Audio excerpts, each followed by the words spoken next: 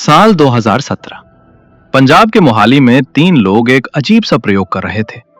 Table पर जीरा, काला नमक, नींबू और सोडा की बोतलें रखी थी। वे बार अलग मिश्रण बना रहे थे और चख रहे थे।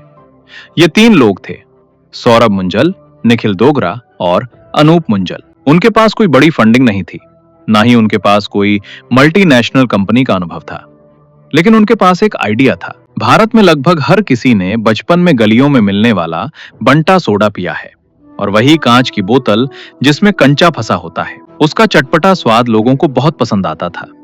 भारत में कोल्ड ड्रिंक की दुनिया लंबे समय तक दो कंपनियों के कब्जे में रही है, कोका कोला और पेप्सिको।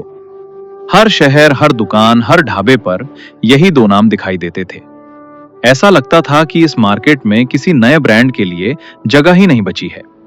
लेकिन साल 2017 में पंजाब के एक छोटे से शहर से एक ऐसा ब्रांड पैदा हुआ जिसने इस सोच को चुनौती दे दी। उस ब्रांड का नाम है लाहौरी जीरा। आज ये सिर्फ एक ड्रिंक नहीं, बल्कि एक बिजनेस केस स्टडी बन चुका है। लेकिन इस कहानी की शुरुआत किसी बड़ी फैक्ट्री से नहीं हुई थी, बल्कि एक छोटी सी रसोई से हुई थी। लेकिन एक समस्या थी, यह स्वाद सिर्फ गलियों तक सीमित था।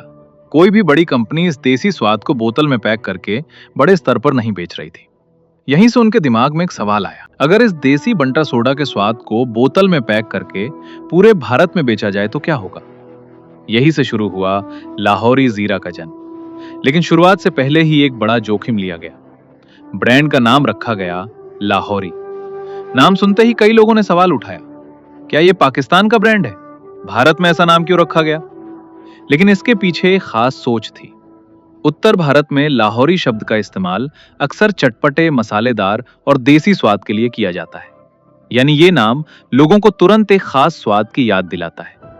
लेकिन असली चुनौती अब शुरू होने वाली थी। जब ये लोग अपनी ड्रिंक लेकर दुकानदारों के पास पहुंचे तो कई लोग हंस पड़े।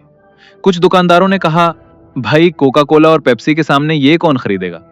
किसी ने कहा, इसका रंग तो काला है, ये दवाई जैसा लगता है। लेकिन असली समस्या सिर्फ मजाक नहीं थी, समस्याओं की लंबी सूची थी। सबसे बड़ी समस्या थी पैसा। बड़ी कंपनियां करोड़ों रुपए विज्ञापन पर खर्च करती हैं, लेकिन इनके पास इतना पैसा नहीं था। दूसरी समस्या थी डिस्ट्रीब्यूशन।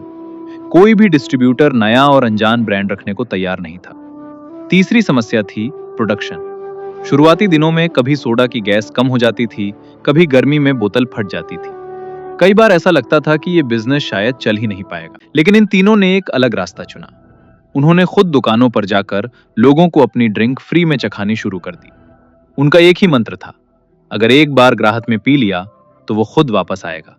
और धीरे वही हुआ। लोगों को इसका स्वाद अलग लगा, चटपटा, मसालेदार और खाने के बाद पीने के लिए बिल्कुल सही। लेकिन असली गेम चेंजर अभी आना बाकी था। इन तीनों ने मार्केट को ध्यान से देखा और एक बड़ी चीज समझी। बड़ी कंपनियां ज्यादातर प्रीमियम ग्राहकों पर फोकस कर रही थीं। लेकिन भारत का सबसे बड़ा ग्राहक कौन है? आम आदमी। यहीं से आई उनकी सबसे बड़ी रणनीति। उन्होंने मार्केट में 5 रुपए और 10 रुपए की छोटी बोतलें लॉन्च कर दी। अब यह सिर्फ एक कोल्ड ड्रिंक नहीं थी, ये बन गई हाजमे की ड्रिंक। समोसा खाया, लाहौरी जीरा पी लो। छोले भटूरे खाए, लाहौरी जीरा पी लो। ढाबे पर खाना खाया, लाहौरी जीरा। ये रणनीति बिल्कुल सही समय पर काम कर गई। ढाबों, छोटे रेस्टोरेंट्स और स्ट्रीट फूड स्टॉल्स पर इसकी मांग तेजी से बढ़ने लगी। सबसे पहले ये पंजाब में लोकप्रिय हुआ, फिर हरियाणा में, फिर दिल्ली और आसपास के राज्यों में। कुछ ही सालों में ये एक छोटे स्टार्टअप से तेजी से बढ़ता हुआ ब्रांड बन गया। यहां तक कि बड़े निवेशकों का ध्यान भी इस पर गया। एक बड़ी निवेश कंपनी वर्लिन वेस्ट ने भी इस ब्रांड में निवेश किया। अब वही ब्रांड जिसे कभी लोग काला पानी कहकर मजाक उड़ाते थे, उसकी वैल्यू सैकड़ों करोड़ रुपए तक पहुंच चुकी थी। और सबसे दिलचस्प बात यह है कि इस सफलता का कारण कोई महंगा विज्ञापन नहीं था। इसकी सफलता का कारण था भारतीय स्वाद की समझ। लाहौरी जीरा की कहानी हमें एक बड़ा सबक देती है। बिजनेस सिर्फ पैसे से नहीं बनता। अगर आप लोगों की आदतें, उनका स्वाद और उनकी जरूरत समझ लेते हैं, तो एक छोटा सा आइडिया भी बहुत बड़ी कंपनियों को चुनौती दे सकता है। और शायद यही कारण है कि आज लाहौरी जीरा सिर्फ एक ड्रिंक नहीं रहा, ये बन चुका है देसी सोच की जीत की कहानी।